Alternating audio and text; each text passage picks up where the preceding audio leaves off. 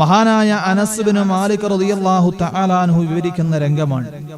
അല്ലാഹുവിന്റെ പ്രവാചകൻ സഹാബത്തിന്റെ മുമ്പിലിരിക്കുമ്പോൾ അല്ലാഹുവിന്റെ റസൂൽ ചിരിക്കുകയാണ്. പ്രവാചകനും സഹാബത്തും ഇങ്ങനെ ഇരിക്കുന്നു, അല്ലാഹുവിന്റെ റസൂൽ ചിരിക്കുന്നു. മഹാനായ അനസ് ബിൻ മാലിക് റളിയല്ലാഹു തആല അൻഹു വിവരിക്കുന്നു, അല്ലാഹുവിന്റെ റസൂൽ ചിരിച്ചു, പ്രവാചകന്റെ മുഖത്തൊരു പുഞ്ചിരി വിടർന്നു. ആ ചിരിക്ക് ശേഷം അല്ലാഹുവിന്റെ റസൂൽ ഞങ്ങളോട് ചോദിച്ചു, അതദറൂന മിമ്മ അൽഹഖു, ഞാൻ എന്തിനാണ് ചിരിച്ചതെന്നറിയുമോ? ഞാൻ എന്തിനാണ് ചിരിച്ചത് എന്ന് നിങ്ങൾക്കറിയുമോ? അല്ലാഹുവിന്റെ പ്രവാചകനോട് സഹാബത്ത് മറുപടി പറയുന്നു, അറിയില്ല നബിയെ. എന്തിനാണങ്ങ് ചിരിച്ചതെന്ന് ഞങ്ങൾക്ക് അറിയില്ല. അല്ലാഹുവിന്റെ പ്രവാചകൻ സല്ലല്ലാഹു അലൈഹി വസല്ലമ തങ്ങൾ പറയുകയാണ്, അല്ലാഹുവിന്റെ പ്രവാചകൻ അവിടെന്ന് പറയുകയാണ്, ഞാൻ എന്തിനാണ് ചിരിച്ചതെന്നറിയുമോ? മിൻ മുഖാതബത്തിൽ അബ്ദി റബ്ബഹു. അല്ലാഹുവിന്റെ പ്രവാചകൻ അവിടെന്ന് പറയുകയാണ്, മിൻ മുഖാതബത്തിൽ അബ്ദി റബ്ബഹു. ഒരടിമയുടെ അല്ലാഹുമായിട്ടുള്ള സംഭാഷണം കേട്ടിട്ടാണ് ഞാൻ ചിരിച്ചത്. നാളെ അല്ലാഹുവിന്റെ കോടതിയിൽ വെച്ച്, പടച്ച തമ്പുരാന്റെ മഹ്ശറയിൽ വെച്ച്, അല്ലാഹുവിന്റെ മുമ്പിൽ വിചാരണയ്ക്ക് വേണ്ടി വന്ന് നിൽക്കുന്ന അതിഭീകരമായ മഹ്ശറയുടെ തിരുമുറ്റത്ത് വെച്ച് അല്ലാഹുമായിട്ട് ഒരു അടിമ നടത്തുന്ന സംഭാഷണം ഓർത്തിട്ടാണ് ഞാൻ ചിരിച്ചത്. അല്ലാഹുവിന്റെ പ്രവാചകൻ എന്നിട്ട് വിവരിക്കുകയാണ്, സഹാബാ, ഒരു മനുഷ്യനതാ അല്ലാഹുവിന്റെ മുമ്പിലോട്ട് കടന്നു വരികയാ. ധാരാളം തിന്മകൾ ചെയ്തവനാണ്, അല്ലാഹുവിനെ മറന്ന് ജീവിച്ചവനാണ്, വ്യഭിചരിച്ചവനാണ്, കള്ളു കുടിച്ചവനാണ്, നമസ്കാരം ഉപേക്ഷിച്ചവനാണ്, മാതാപിതാക്കളെ ഉപദ്രവിച്ചവനാ. ധാരാളം തിന്മകളുമായി അല്ലാഹുവിന്റെ മുമ്പിൽ കടന്നു വരുന്നൊരു മനുഷ്യന് അതാ അല്ലാഹുവിനോട് ചോദിക്കുന്നു, യാ അല്ലാഹ്, ഇന്ന് നീ എന്നോട് അക്രമം പ്രവർത്തിക്കില്ലല്ലോ അല്ലാ, ഇന്ന് നീ എന്നോട് അക്രമം കാണിക്കില്ലല്ലോ, ഇന്ന് എന്നോട് അക്രമം പ്രവർത്തിക്കപ്പെടുകയില്ലല്ലോ. അല്ലാഹു പറഞ്ഞു, ബലാ, ഇല്ല ഇല്ല, ഇന്ന് നിന്നോട് അക്രമം പ്രവർത്തിക്കപ്പെടുകയില്ല. ഇന്ന് നീതിയുടെ ദിവസമാണ്, ഇന്ന് നീതിന്യായത്തിന്റെ ദിവസമാണ്. ഇന്നാരോടും ഒരു തരി പോലും അക്രമമില്ല, ഇന്നിവിടെ അക്രമമില്ല. കാരണം രാജാതിരാജനായ റബ്ബിന്റെ കോടതിയാണിത്. ഇവിടെ ആരോടും അക്രമം പ്രവർത്തിക്കില്ല. ആ സമയത്ത് ആ മനുഷ്യൻ അല്ലാഹുവിനോട് ചോദിക്കുന്നു, അല്ലാ, എങ്കിൽ എന്റെ ഭാഗത്തുനിന്ന് എനിക്ക് വേണ്ടി സാക്ഷിയെ ഞാൻ കൊണ്ടുവന്നുകൊള്ളട്ടെ. ഇന്ന് നിന്റെ മുമ്പിൽ വെക്കാൻ, നിന്റെ മുമ്പിൽ ഞാൻ എന്റെ ഭാഗത്തു നിന്നുള്ള സാക്ഷിയെ ഞാൻ കൊണ്ടുവന്നുകൊള്ളട്ടെ. അല്ലാഹു സുബ്ഹാനഹു വ തആല പറയുമത്രേ, കഫാ ബിനഫ്സിക അൽയൗമ അലൈക ഹസീബാ വബിൽ കിറാമിൽ കാതിബീന ശുഹൂദാ. അല്ലാഹു അനുവാദം കൊടുക്കും. ആ മനുഷ്യൻ ജീവിതത്തിൽ തിന്മകൾ ചെയ്തവന്, അല്ലാഹുവിനെ മറന്ന് ജീവിച്ചവൻ അല്ലാഹുവിനോട് ചോദിക്കുകയാണ്, അല്ലാ, ഇന്ന് നീ എന്നോട് അക്രമം കാണിക്കില്ലല്ലോ, ഇന്ന് ഈ കോടതിയിൽ അക്രമം നടക്കില്ലല്ലോ, അനീതി നടക്കില്ലല്ലോ. ഇല്ല ഇല്ല, എങ്കിൽ എന്റെ ഭാഗത്ത് നിന്ന് ഞാനൊരു സാക്ഷിയെ കൊണ്ടുവന്നുകൊള്ളട്ടെ. അല്ലാഹു അനുവാദം കൊടുക്കും. ആ സമയത്ത്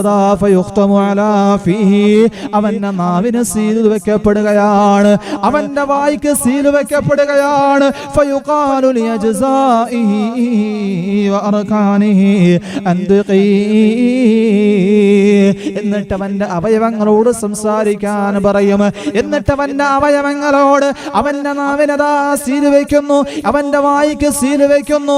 എന്നിട്ട് അവന്റെ അവയവങ്ങളോട് സംസാരിക്കാൻ പറയുന്നു. അതാ അവയവങ്ങൾ അല്ലാഹുവിന്റെ കോടതിയിൽ സംസാരിക്കാൻ തുടങ്ങുകയാണ്. കൈകൾ സംസാരിക്കാൻ തുടങ്ങുന്നു, കണ്ണുകൾ സംസാരിക്കാൻ തുടങ്ങുന്നു, കാലുകൾ സംസാരിക്കാൻ തുടങ്ങുന്നു, തുടയല്ലുകൾ സംസാരിക്കാൻ തുടങ്ങുന്നു. അതാ അല്ലാഹുവിനോട് പറയുന്നു, അല്ലാ, ഞാൻ വ്യഭിചരിച്ചവനാണ്. കരങ്ങൾ പറയുന്നു, ഞാൻ അന്യപെണ്ണിനെ വാരിപ്പുണർന്നു. കാതങ്ങൾ പറയുന്നു, കാലുകൾ പറയുന്നു, ഞാൻ അവളുടെ അടുക്കലേക്ക് നടന്നു. അതാ കണ്ണുകൾ പറയുന്നു, ഞാൻ ഹറാമുകൾ കണ്ടു.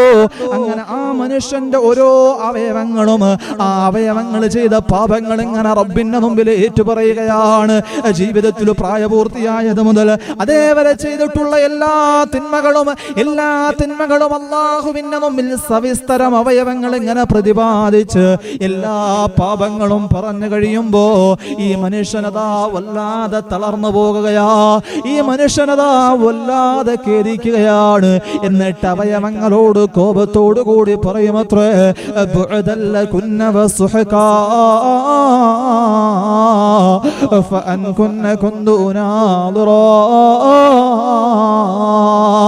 അവയവങ്ങളെ നിനക്ക് നാശം, അവയവങ്ങളെ നിങ്ങൾക്ക് നാശം, കൈകാലുകളെ, കൺകാതുകളെ, കാൽപാദങ്ങളെ നിങ്ങൾക്ക് നാശം. നിങ്ങളെ രക്ഷിക്കാനല്ലയോ ഞാൻ ഈ പാടുപെട്ടത്, നിങ്ങളെ രക്ഷിക്കാനല്ലേ ഞാൻ ഈ പാടുപെട്ടത്. റബ്ബിന്റെ കോടതിയിൽ എന്റെ ഭാഗത്ത് നിന്ന് സാക്ഷികളെ കൊണ്ടുവരാൻ ഞാൻ ആവശ്യപ്പെട്ടത് അവയവങ്ങളെ നിങ്ങളെ നരകത്തിൽ നിന്ന് രക്ഷിക്കാനല്ലേ. എന്നിട്ട് നിങ്ങൾ തന്നെ നിങ്ങൾ ചെയ്ത തിന്മകൾ ഏറ്റുപറഞ്ഞുവല്ലോ.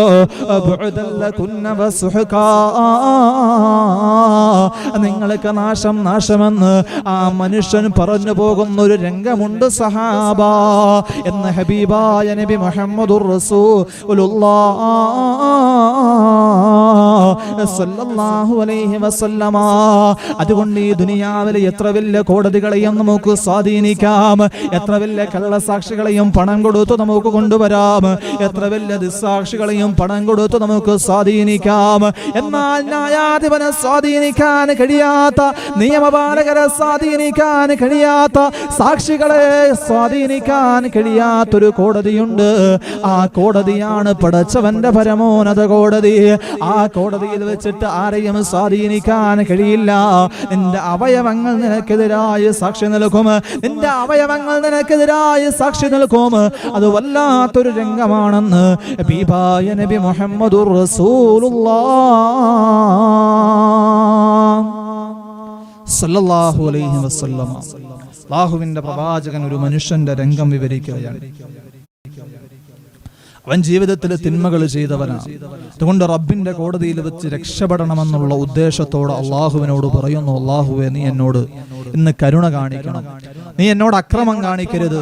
അതുകൊണ്ട് എന്റെ ഭാഗത്തുനിന്ന് ഞാനൊരു സാക്ഷിയെ കൊണ്ടുവന്നുകൊള്ളട്ടെ.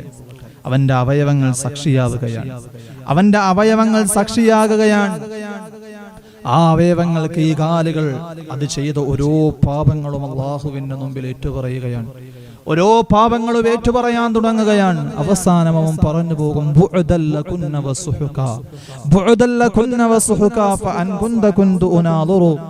നിങ്ങളെ രക്ഷിക്കാനല്ലേ ഞാൻ ഈ പാടുപെട്ടത്, നിങ്ങളെ രക്ഷിക്കാനല്ലേ റബ്ബിന്റെ മുമ്പിൽ ഞാൻ ഈ വാദപ്രതിവാദങ്ങൾ നടത്തിയത്. എന്നിട്ട് നിങ്ങൾ തന്നെ എന്നെ ചതിച്ചല്ലോ, നിങ്ങൾ തന്നെ എന്നെ നരകത്തിലേക്ക് വലിച്ചെറിയാനുള്ള കാരണമായി മാറിയല്ലോ എന്ന അവയവങ്ങളോട് മനുഷ്യൻ പറഞ്ഞു പോകുന്ന ഒരു രംഗമുണ്ടെന്ന് ഹബീബ് നബി മുഹമ്മദ് മുസ്തഫ, ഹബീബായ നബി മുഹമ്മദ് മുസ്തഫ. അതുകൊണ്ട് റബ്ബിന്റെ കോടതിയിൽ റഖീബും അതീദും എഴുതി വെച്ചിരിക്കുന്ന ഗ്രന്ഥങ്ങൾ നമുക്കെതിരായ സാക്ഷിയാണ്. അതേപോലെ തന്നെ നമ്മുടെ അവയവങ്ങൾ നമുക്കെതിരായ സാക്ഷിയാണ്. മൂന്നാമത് നമുക്കെതിരെ വരുന്ന സ്വാധീനിക്കപ്പെടാത്ത സാക്ഷി ഏതെന്നറിയുമോ? അല്ലാഹുവിന്റെ ഖുർആൻ പറയുകയാണ്, യൗമൈനിൻ തുഹദ്ദിസു അഖ്ബാറഹാ. മൂന്നാമത്തെ സാക്ഷി ഏതെന്നറിയുമോ?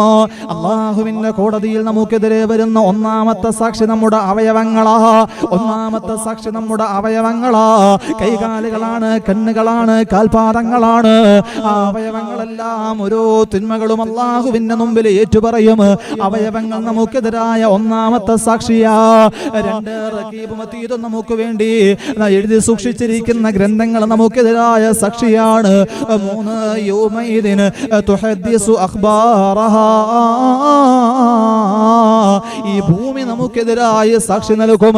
മനുഷ്യ, ആരോരും കാണാതെ നിന്റെ വീടിന്റെ ഉള്ളിൽ നീ കിടന്നിട്ട് പാപം ചെയ്യുമ്പോ, നിന്റെ റൂമിന്റെ ഉള്ളിൽ കിടന്ന് നീ പാപം ചെയ്യുമ്പോ, നിന്റെ ബെഡ്റൂമിൽ കിടന്ന് ബെഡിൽ കിടന്ന് നീ പാപം ചെയ്യുമ്പോ, ആ ബെഡ് നിന്റെ എതിരായ സാക്ഷിയാണ്. നിന്റെ വാതിൽ നിനക്കെതിരായ സാക്ഷിയാണ്. നിന്റെ റൂമിന്റെ ചുവരുകൾ നിനക്ക് എതിരായ സാക്ഷിയാണ്. ആരോരും കാണാതിരിക്കുന്നതിനു വേണ്ടി നീ കുറ്റിയിടുന്ന നിന്റെ വീടിന്റെ വാതിലിന്റെ കുറ്റി പോലും നിനക്കെതിരായ സാക്ഷിയാണെന്ന് അല്ലാഹുവിന്റെ ഹബീബ് നബി മുഹമ്മദ് മുസ്തഫ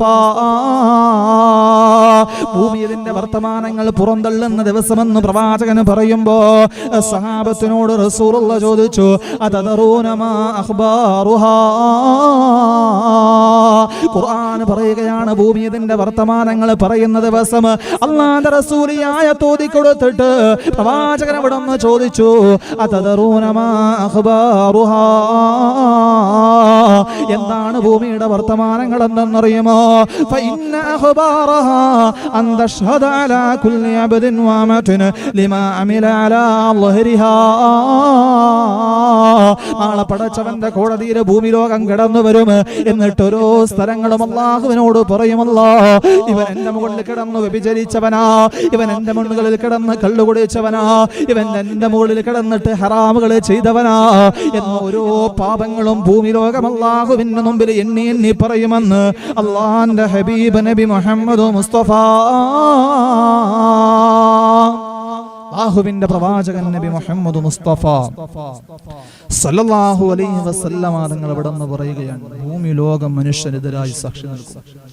ഭൂമി മൂന്നാമത്തെ സാക്ഷിയാണ് അല്ലാഹുവിന്റെ കോടതിയിൽ. അതുകൊണ്ട് ഈ സാക്ഷികളെല്ലാം നമ്മൾ ചെയ്ത പാപങ്ങൾ മറക്കണമെങ്കിൽ ഒരു വഴിയുണ്ട്. ഈ സാക്ഷികളെല്ലാം ഞാൻ പറഞ്ഞു സ്വാധീനിക്കാൻ കഴിയാത്ത ഒരു കോടതി അല്ലാഹുവിന്റെ കോടതിയാണ്. അവിടെ ന്യായാധിപനെ സ്വാധീനിക്കാൻ നമുക്ക് കഴിയില്ല, അവിടെ നിയമപാലകരെ സ്വാധീനിക്കാൻ നമുക്ക് കഴിയില്ല, അവിടെ നമുക്കെതിരായി വരുന്ന സാക്ഷികളെ സ്വാധീനിക്കാൻ കഴിയില്ല. എന്നാൽ നിയമപാലകന്റെ ന്യായാധിപന്റെ കരുണ നേടാൻ നിയമപാലകർ ന്യായാധിപനോട് നമുക്ക് വേണ്ടി ശുപാർശ ചെയ്യാൻ, അതേപോലെ നമുക്കെതിരായ സാക്ഷികൾ ആ അവസ്ഥകളും മറന്നുപോകാൻ, നമുക്കെതിരായ നമ്മൾ ചെയ്ത തിന്മകളും മറന്നുപോകാനുള്ള ഒരു മാർഗം അല്ലാഹുവിന്റെ ഹബീബ് നബി മുഹമ്മദ് മുസ്തഫ അല്ലാഹുവിന്റെ പ്രവാചകൻ നബി മുഹമ്മദ് മുസ്തഫ സല്ലല്ലാഹു അലൈഹി വസല്ലമ തങ്ങൾ അവിടെ നിന്ന് പറഞ്ഞു തരികയാണ്, നാളെ പടച്ചതമ്പുരാനെ കോടതിയിൽ വരുമ്പോ അല്ലാഹുവിന്റെ മുമ്പിൽ കിടന്നു വരുമ്പോ ആ സമയത്ത് രക്ഷപ്പെടുന്ന ഒരു മനുഷ്യനാരെന്നറിയുമോ? റജുലുൻ ദക്കറല്ലാഹ ഖാലിയാ ഫഫഅലത് ഐനാ. നാളെ പടച്ചതമ്പുരാനെ കോടതിയിൽ അബൂനാബുൽ ബശർ ആദം നബി അലൈഹി സ്വലാത്തു വസ്സലാം മുതൽ ലോകാവസാനം വരെയുള്ള മുഴുവൻ ജനങ്ങളെയും അല്ലാഹു വിചാരണയ്ക്ക് വേണ്ടി ഹാജരാക്കുമ്പോ, റബ്ബിന്റെ കോടതിയിൽ എല്ലാവരും ഇങ്ങനെ വിചാരണയ്ക്ക് വേണ്ടി നിൽക്കുമ്പോ ആ സമയത്ത് അല്ലാഹുവിന്റെ അർശിന്റെ തണൽ ലഭിക്കുന്ന സൗഭാഗ്യവാന്മാരിൽ ഒരു വിഭാഗമാരെന്നറിയുമോ? അല്ലാഹുവിന്റെ കാരുണ്യം ലഭിക്കുന്നവരാരെന്നറിയുമോ? റജുലുൻ ദക്കറല്ലാഹ ഖാലിയാ ഫഫഅലത് ഐനാ. അല്ലാഹുവിനെ കുറിച്ചോർത്ത് കരഞ്ഞവനാ, പടച്ചതമ്പുരാനെ കുറിച്ചോർത്ത് അല്ലാഹുവിനെ കുറിച്ചോർത്ത് ഒരു മനുഷ്യന്റെ കണ്ണിൽ നിന്നൊരു തുള്ളി കണ്ണുനീര് വന്നിട്ടുണ്ടെങ്കിൽ ലാ യർജുന്നാറ റജുലുൻ ബകാ മിൻ ഖശിയത്തില്ലാ, അവൻ നാളെ പരാജയപ്പെടില്ല, അവൻ അല്ലാഹുവിന്റെ കോടതിയിലെ നഷ്ടവാളികളിൽ ഉൾപ്പെട്ടു പോകില്ല. അവന്റെ പാപങ്ങൾ അല്ലാഹു പുറത്തു കൊടുക്കും, അവന്റെ പാപങ്ങളെല്ലാം അല്ലാഹു മാപ്പാക്കും. അവന്റെ പാപങ്ങളതാ കൈകാലുകൾ മറന്നുപോകും, ഭൂമി മറന്നുപോകും. റഖീബും അതീദും എഴുതി സൂക്ഷിച്ചിരിക്കുന്ന ഗ്രന്ഥങ്ങളിൽ നിന്നും മായ്ക്കപ്പെടുമെന്ന് അല്ലാഹുവിന്റെ ഹബീബ് നബി മുഹമ്മദുർ റസൂലുള്ളാഹ്. അതുകൊണ്ട് പടച്ചവന്റെ മുമ്പിൽ കരയണം, അല്ലാഹുവിന്റെ മുമ്പിൽ കരയണം. ഈ വിശുദ്ധമായ റമളാന് കരയാനുള്ള നിമിഷങ്ങളാ, ഈ വിശുദ്ധമായ റമളാനിന്റെ രാപ്പകലുകൾ അല്ലാഹുവിന്റെ മുമ്പിൽ കണ്ണുനീർ വാർക്കാനുള്ളതാണ്. അല്ലാഹുവിനോട് മാപ്പ് ചോദിക്കണം, അല്ലാഹുവിനോട് മാപ്പ് ചോദിക്കണം. അല്ലാഹുവിന്റെ പ്രവാചകൻ ആയിഷ ബീബി റളിയല്ലാഹു തആല അൻഹയും കൂടെ ഇരിക്കുമ്പോ ആയിഷ ബീബി ചോദിച്ചു, യാ റസൂലല്ലാഹ്, റമളാനിലെ ഏറ്റവും പവിത്രമായത് ലൈലത്തുൽ ഖദറാണല്ലോ, റമദാനാണല്ലോ. മനോഹരമായ സുന്ദരമായ അനുഗ്രഹങ്ങളുടെ റമദാനിലെ ഏറ്റവും പരിശുദ്ധമായ നിമിഷം അത് റമദാനിലെ ലൈലത്തുൽ ഖദറാണല്ലോ. ഒരു ദിവസം അത് ലൈലത്തുൽ ഖദറാണെന്ന് മനസ്സിലായാൽ ഞാൻ എന്താണ് പ്രവാചകരെ അള്ളാഹുവിനോട് ചോദിക്കേണ്ടതെന്താ? ഞാൻ അള്ളാഹുവിനോട് ചോദിക്കേണ്ടതെന്താ? ഒരു ദിവസം അത് ലൈലത്തുൽ ഖദറാണ് എന്നെനിക്ക് ബോധ്യപ്പെട്ട് കഴിഞ്ഞാൽ ഞാൻ അള്ളാഹുവിനോട് ചോദിക്കേണ്ടതെന്താ? അള്ളാഹുവിന്റെ പ്രവാചകൻ പറഞ്ഞു സറുല്ലാഹൽ അഫ്വാ,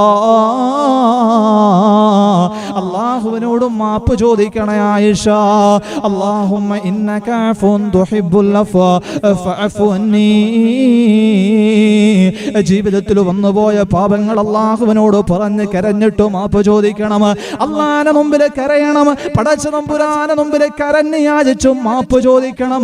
ആ മാപ്പ് ചോദിക്കലാണ് ഏറ്റവും വലിയ ദുആ എന്ന് അള്ളാഹുവിന്റെ ഹബീബ് നബി മുഹമ്മദ് മുസ്തഫ. അതുകൊണ്ട് കരയാൻ കഴിയണം.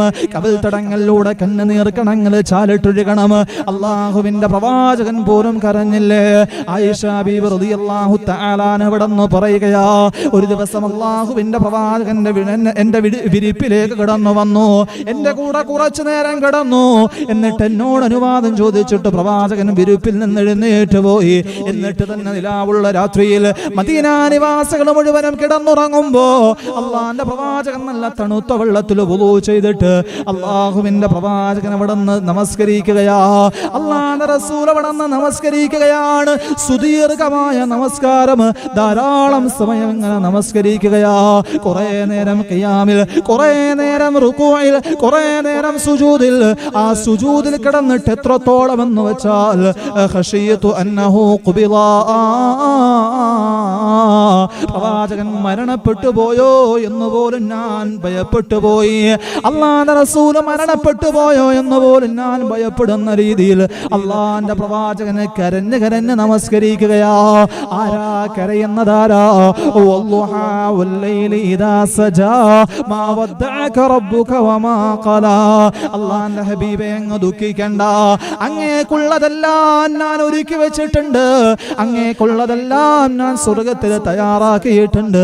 അങ്ങ് ഭയപ്പെടേണ്ട നബിയേ, അങ്ങ് വിഷമിപ്പിക്കേണ്ട നബിയേ, അങ്ങ് സങ്കടപ്പെടേണ്ട നബിയേ എന്ന അഷ്റഫുൽ ഖൽഖായ നബി മുഹമ്മദുർ റസൂലുള്ളാഹ് സ്വല്ലല്ലാഹു അലൈഹി വസല്ലമ തങ്ങളോട് അല്ലാഹു വാഗ്ദാനം നൽകിയെങ്കിൽ, വാക്ക് നൽകിയെങ്കിൽ ആ പ്രവാചകൻ കരയുകയാണ് പരലോകത്തെ കുറിച്ചോർത്ത്.